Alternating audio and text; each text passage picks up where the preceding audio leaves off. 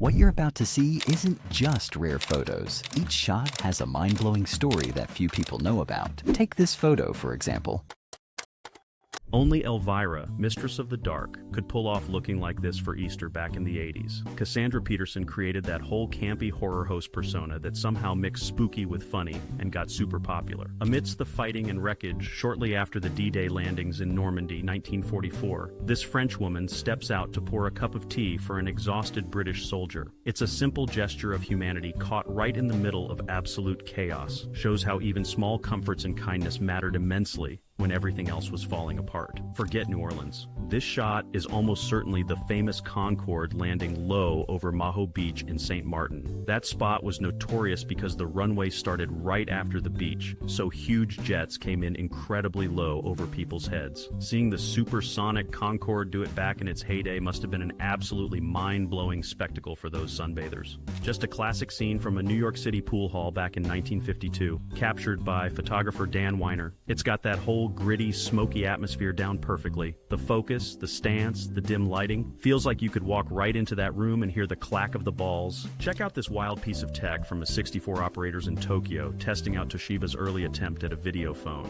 Being able to see the person you were talking to seemed like pure science fiction back then. Looks clunky now, but this was the cutting edge, hinting at the communication future we take for granted today. No, you're not seeing things. That's a helicopter airlifting a massive brontosaurus model over Boston back in July '84. The 34-foot-long dinosaur was being delivered to the city's Museum of Science. Imagine the sight for people down below, watching this prehistoric beast dangling from a Huey helicopter against the modern skyline. Captain Kirk, William Shatner, gets a handle on Marta, the Green Orion slave played by Yvonne Craig, in the original Star Trek episode, Whom Gods Destroy. Christy Brinkley was absolutely everywhere in 1984, arguably at the peak of her supermodel fame. She was coming off multiple Sports Illustrated swimsuit covers and was known worldwide, partly thanks to being married to Billy Joel back then too. That big 80s hair and smile pretty much defined the look of the era for a lot of folks. This metal monstrosity from 1931 is American inventor H.L. Bowdoin's attempt at a deep-sea diving suit. Forget scuba gear. This thing was basically a personal submarine with arms, weighing a ton and featuring huge shoulder lamps and even a built-in telephone.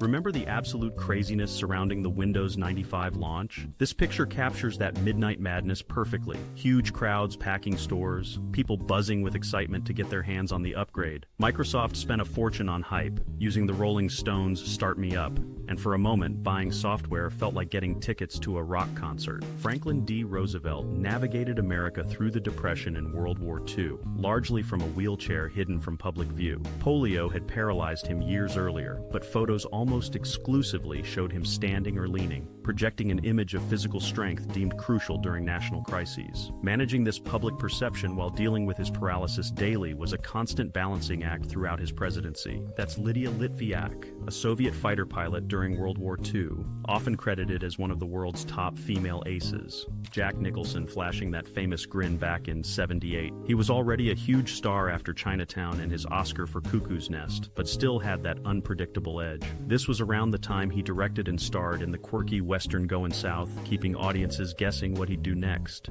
Quite the contrast looking at Berlin's Reichstag building, gutted and battle-scarred in 1945 versus fully restored in 2012. Heavily damaged by fire back in '33 and then hammered during the final Battle of Berlin in '82, it sat as a ruin for decades. Its eventual reconstruction, capped by that modern glass dome, really symbolized Germany's reunification and rebuilding. Imagine this job in '65, quality control for Beatles records at EMI's plant, likely checking pressings of Rubber Soul. With Beatlemania raging, they were churning these LPs out like crazy, so someone had to listen carefully to random copies, ensuring no pops or skips got past them. Naturalist John Muir stands with President Teddy Roosevelt at Yosemite around 1903, a truly pivotal moment for conservation. Muir spent 3 days camping with Roosevelt, passionately arguing for federal protection of Yosemite Valley. This electrifying color photo shows artifacts packed inside Tutankhamun's tomb right after Howard Carter's team breached it in 1922. Sealed for over 3,000 years, the tomb was an almost unbelievable find. England, crammed with chests, statues, chariots, and treasures untouched since the pharaoh's burial. Neil Armstrong's wife Janet and their 2 sons watch anxiously from a boat near Cape Canaveral as Apollo 11 blasts off on July 16, 1969. While the world saw a historic leap for mankind, this family watched their husband and father embark on that incredibly dangerous journey to the moon. Quite a meeting of worlds here in London. 1956. Queen Elizabeth II shakes hands with Marilyn Monroe at a movie premiere, The Battle of the River Plate. Both women were just 30 years old at the time, but represented vastly different spheres of global fame. It's fascinating to see the reserved monarch meet the dazzling Hollywood megastar during Monroe's brief time living in England. That's Audrey Hepburn doing some grocery shopping in Beverly Hills around 1958, casually accompanied by her pet deer, Pippin. Hepburn bonded with the fawn while filming Green Mansions and ended up taking him home. Here's a raw look at the World Trade Center towers going up, likely around 1970. Those distinctive cranes perched way up top were called kangaroo cranes, designed to climb up the building as it grew. Seeing the Twin Towers at this early stage, just steel skeletons rising above Lower Manhattan, really shows the massive scale of that project before they became iconic landmarks. Incredible stonework on this Incan wall, likely in Cusco, Peru, dating back to the 1400s. Just look how precisely those massive stones fit together without any mortar. Some joints are so tight you can't even slip a knife blade between them. That distinctive technique is often called ashlar masonry. That's Marissa Tomei, looking sharp in this shot, probably from the mid-2000s. She'd already surprised everyone winning the Oscar for My Cousin Vinny years earlier. Lines like this formed outside recruiting offices all over the country the day after Pearl Harbor was attacked. These young guys are signing up for the Army Air Corps, part of that massive immediate surge of enlistment. The shockwaves from the attack hit hard, and joining up was the first thing on many minds. Pink Floyd went big for this free concert in Venice, 1989, building a stage that floated right in the Grand Canal. Hundreds of thousands showed up, jamming the waterways with boats and crowding the banks to hear the band play. The aftermath wasn't pretty though, with complaints about trash and potential damage kicking up a major controversy in the city. First American in space, Alan Shepard, is seen here right after his Mercury flight on May 5, 1961. Technicians are helping him out of the bulky silver pressure suit he wore for the 15-minute suborbital mission in the Freedom 7 capsule. He'd successfully completed the flight, marking a huge step for the U.S. space program. Nice slice of 1950s Americana, a shiny Ford station wagon parked near a City Tour Deluxe sightseeing bus. Looks like a stop on a tour, maybe out west somewhere given the landscape. You can almost smell the vinyl seats and the gasoline from these classic rides. This gas station in Kiev, Ukraine, from '79 looks straight out of the future, or at least the 70s version of it. Those flying saucer canopies over the pumps were a real example of Soviet modernist architecture trying something different. Yugoslavia's longtime leader Josip Broz Tito, seen here playing with what looks like a young leopard or jaguar around 1956. He apparently kept quite a collection of exotic animals, many received as diplomatic gifts from figures like Emperor Haile Selassie. This playful moment likely took place at his private island retreat on Briuni. Paris street life near Notre Dame, sometime in the late 1800s during the Belle Epoque. Horse-drawn trams and double-decker omnibuses rumble over the cobblestones, packed alongside pedestrians dressed for the era. Captures the bustling city vibe right before the age of the automobile really took hold. That's some serious work high above Fleet Street in London back in the 30s. These guys are carefully dismantling the massive clock from the old Daily Telegraph newspaper building. No safety harnesses in sight, just pure nerve and skill keeping them from taking a nasty fall while wrestling with that giant timepiece. While sometimes captioned as Titanic survivors, this photo almost certainly isn't that. It looks more like a scene involving suffragettes in Britain, possibly Emmeline Pankhurst dealing with newsboys or hecklers around the same era, roughly 1910 to 1914. The intense interaction and the newsboy types don't really match the known photos of Titanic survivors arriving. The famously private Greta Garbo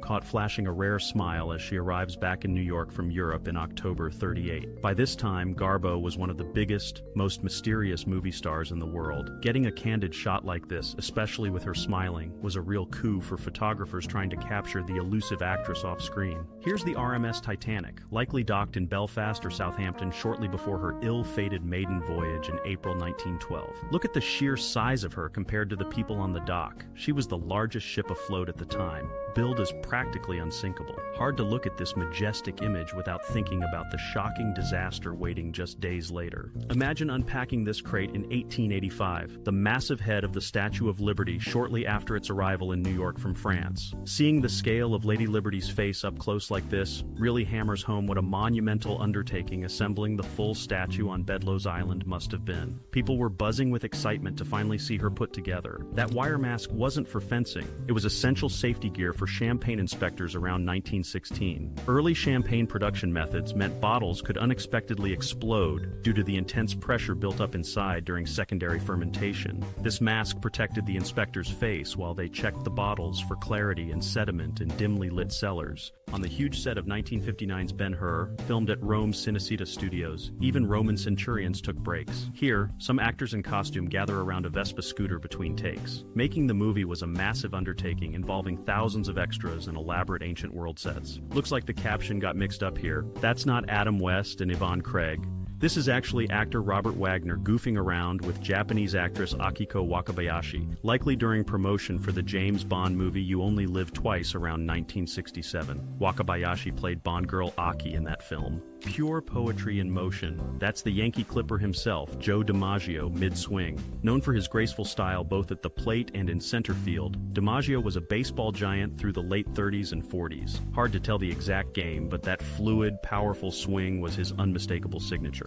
Passengers on a ferry deck get their first hopeful glimpse of the Statue of Liberty arriving in New York Harbor, 1946. For countless immigrants and refugees making their way to America, especially after the turmoil of wu seeing Lady Liberty was a profoundly emotional moment. It symbolized freedom and the promise of a new beginning after leaving hardship behind. Linda Carter caught in a classic superhero predicament as Wonder Woman, likely a promotional shot for the popular TV series from the 70s. Keeping the streets clean, 1907 style check out this early electric street sweeper at work in Berlin. Run by the BSR, Berlin's sanitation department, this beast used electric power for its huge rotating brush, a pretty advanced idea back then. Shows how cities were trying to modernize basic services over a century ago. John Lennon and Yoko Ono strolling through an alleyway, likely in Saint-Tropez, France, back in summer '71. This was around the time Lennon was working on his Imagine album. Looking pretty relaxed here, just enjoying a night out away from the craziness that usually surrounded them. This scene captures the harsh reality faced by many during the final years of the Soviet Union, likely the late 1980s. Empty store shelves like this were a common sight due to widespread shortages and economic problems. It paints a stark picture of the difficulties people endured trying to get basic goods during that turbulent period. Incredible comparison of Sydney Harbor. 1932 on top, modern day below. Back then, the harbor bridge was brand new, dominating a much lower-rise city. Notice no opera house yet. Fast forward, and the bridge is still there, but surrounded by skyscrapers and the iconic Opera House, showing just how much the city exploded over the decades.